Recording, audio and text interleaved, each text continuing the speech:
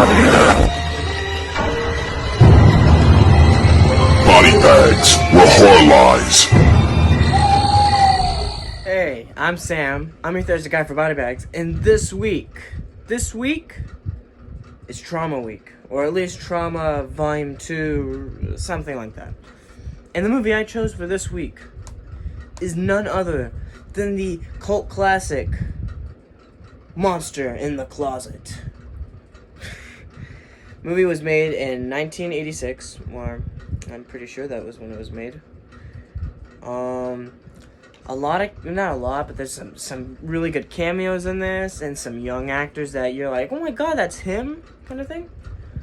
And overall, the story of the movie is really, like, alright, so the idea of the movie, right, is that there's this monster that comes from this other place, and the only way it could come to our world is through closets. Which is, like, an interesting / funny kind of idea. But anyway, the idea is pretty interesting, pretty cool, and the way they did it was, like, they're like, hey, here's this idea, but let's try to make it like we're trying to do The Stuff, or Trolls 2, or like The Boogans kind of thing, you know? So the jokes that come in, the jokes or whatever that are in the movie are like stupid, funny kind of jokes that are like, oh my god, whatever kind of thing. There's a lot of references to a lot of older movies. Maybe not a lot, but I picked up on 3. There might be more, but that's what I could tell. Psycho, the old King Kong movie, and The Thing from Another World. And I thought it was pretty interesting seeing that stuff. I was like, huh, that's interesting, right? So that was kind of the premise of the movie, that there's this monster in the closet. I mean, I'm not going to say anything else because you should go watch this movie right now kind of thing. I'm not sure where you could watch it. I got this on Amazon. It was like $20 to $30, so that you go buy it off Amazon, you should be fine kind of thing.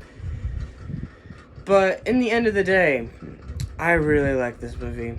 This is a movie I could definitely have on in the background and, and just, have a good time kind of thing. The cameos. There are some guys that are like Claude Atkins, and you're like, hey, that guy sounds really familiar.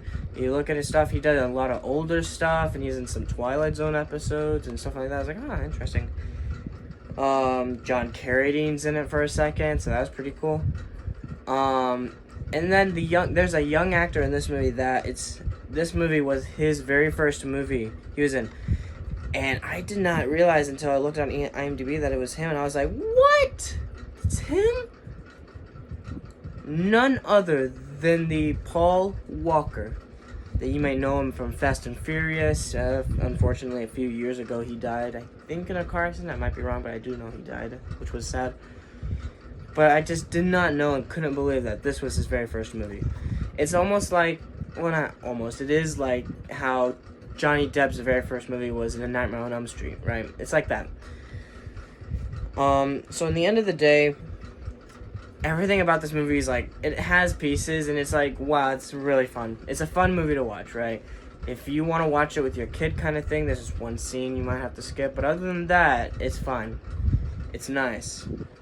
It's just, wow, kind of movie. It's like, oh my god, what did I just watch? That is so funny, so great, so etc. It's just, the jokes are just so, it's like, alright, it's cheesy, okay? It's cheesy. And, if you don't like cheesy movies, you might not like this movie. Just give it a shot anyway. But if you love cheesy movies, like, alright, if you love Trolls 2, or if you love The Stuff, or if you're in the middle, you like that movie and you like the other movie, you're gonna love this movie. You're gonna love this movie. It's like an hour and 30 minutes long, and it's pretty good. If I had to rate this movie right now, I would probably give this movie a whopping 8.1, with the only problem being that it's a cheesy movie. So if this movie was a serious movie, it could have been really interesting. Not that it would have been super better, but maybe, right? I would prefer to watch a more trying to be kind of serious movie, but at the same time, I don't mind every once in a while watching a cheesy, funny movie like this. So I'm like, that's pretty good. So I'll give it an 8.1, with its only problem being that it's a cheesy movie. Oh, alright, actually, there is something I didn't like, and I just hated it. There is a Psycho gag, or not gag, reference, where it's the shower scene, and they did the same gag like 3 times in a row, and I was like, for like 1 minute, like in a row, and it's like, oh my god, just do something already. And it's the same guy, just trying to like, oh, is it the monster this time? No, it's just the guy. And you wait a couple seconds, oh, is it the monster this time? No, it's just the guy. Oh my god, it looks like the monster. No, it's just the guy. It's like, that's the only thing about the movie that I was like, oh my god. But everything else was pretty good. So, anyways, 8.1. That's what I rate this movie. Monster in the Closet. I'm Sam. I'm your thirsty guy for BodyBags. And I'll see you next week. Goodbye.